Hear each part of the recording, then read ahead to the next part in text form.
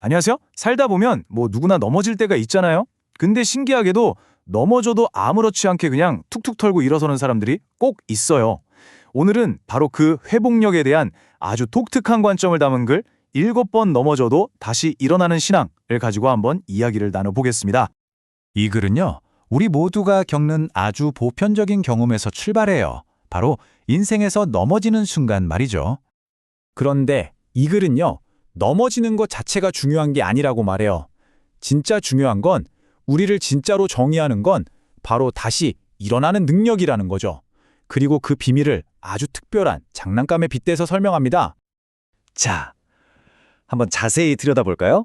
이 개념의 한가운데에 바로 오뚜기가 있습니다. 아시죠? 아무리 밀어도 절대로 쓰러져 있지 않는 그 장난감이요. 이 비유가 이 모든 개념을 이해하는 핵심 열쇠라고 할 수 있어요. 자, 그럼 어떻게 일어서느냐? 그 해결책을 말하기 전에 이 글은 먼저 우리가 마주한 현실부터 딱 짚고 넘어갑니다. 그게 뭐냐면 실패는 인생의 예외가 아니라는 거예요. 어쩌면 법칙에 가깝다는 거죠. 여기서 진짜 흥미로운 게 뭐냐면요. 이 글이 그냥 실패는 흔해라고 말하는 게 아니라 구체적인 데이터를 보여준다는 거예요. 실패가 얼마나 보편적인지 말이죠. 예를 들어 비즈니스 세계를 한번 볼까요? 이건 비즈니스뿐만이 아닙니다. 심지어 자연계에서도 마찬가지예요. 동물의 왕이라고 불리는 호랑이요? 사냥 성공률이 20번에 한 번꼴이래요. 그러니까 성공보다 실패를 압도적으로 많이 경험하는 거죠. 와, 보세요. 심지어 성공의 정점에 있다는 CEO들조차 성공보다 실패를 훨씬 더 많이 경험한다는 걸 이 그래프가 딱 보여주네요. 그러니까 이 글이 말하려는 핵심은 명확해요. 실패, 그거 자체가 문제가 아니라는 겁니다. 진짜 중요한 건 그래서 실패한 다음에 어떻게 하느냐. 바로 그 반응이라는 거죠. 이 글은 우리 앞에 3가지 선택지를 놓습니다.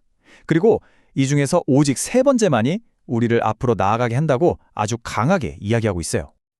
자, 그렇다면 어떻게 해야 실패에 더 잘 반응할 수 있을까요? 여기서 바로 그 오뚜기 비유가 다시 등장하는 겁니다. 아니, 장난감 하나가 어떻게 회복력 있는 마음이랑 관련이 있다는 걸까요? 이 글은 아주 강력한 비유를 통해서 그 답을 보여줍니다. 바로 이 부분이 오늘 이야기의 심장입니다. 핵심이에요. 한번 생각해 보세요. 오뚜기 장난감에는 물리적인 무게추가 있잖아요. 그것처럼 신앙인에게는 믿음이라는 영적인 무게추가 있다는 거예요. 이 믿음이 마치 닷처럼 실패라는 거센 파도 속에서도 나를 꽉 붙잡아주는 거죠. 그래서 삶의 방향을 다시 잡아주고 결국엔 일어설 수밖에 없게 만든다는 겁니다. 그리고 이런 생각은 성경의 이 구전에 깊이 뿌리를 두고 있습니다. 의인, 그러니까 올바른 사람은 넘어지지 않는 사람이 아니라는 거예요. 오히려 넘어져도 반드시 다시 일어나는 사람이다 라는 의미를 담고 있는 거죠. 자, 좋습니다. 믿음이 중심축이라는 건 알겠어요. 그렇게 하면 이 오뚜기 같은 마음가짐을 그냥 생각만 하는 게 아니라 실제로 어떻게 행동으로 옮길 수 있을까요? 이 글에서는 아주 구체적인 3단계의 과정을 제안합니다.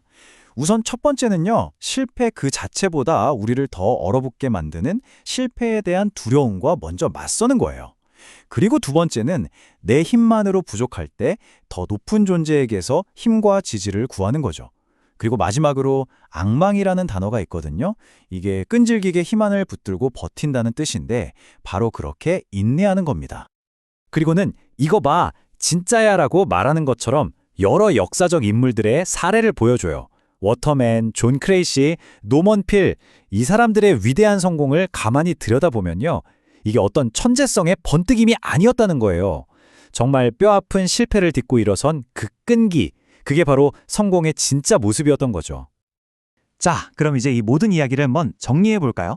이 오뚜기 신앙이라는 개념이 우리에게 정말로 하고 싶은 말, 그 궁극적인 메시지는 대체 뭘까요? 핵심은 바로 이겁니다. 진짜 회복력이라는 건 절대로 넘어지지 않는 단단함이 아니라는 거예요. 그게 아니라 넘어져도 다시 일어서는 걸 너무나 당연하고 필연적인 일로 만들어버리는 아주 강력한 내면의 중심축. 그걸 갖는 게 중요하다는 거죠. 이 글의 저자는 그 중심축을 신앙에서 찾았죠. 하지만 이 개념은 이제 우리 모두에게 아주 중요한 질문 하나를 던집니다. 삶이 나를 넘어뜨릴 때 나의 중심을 잡아주는 것은 과연 무엇인가? 이 질문이 정말 중요한 이유는요. 회복력을 실패하지 않는 능력이 아니라 실패를 딛고 일어서는 하나의 시스템으로 바라보게 만들기 때문입니다.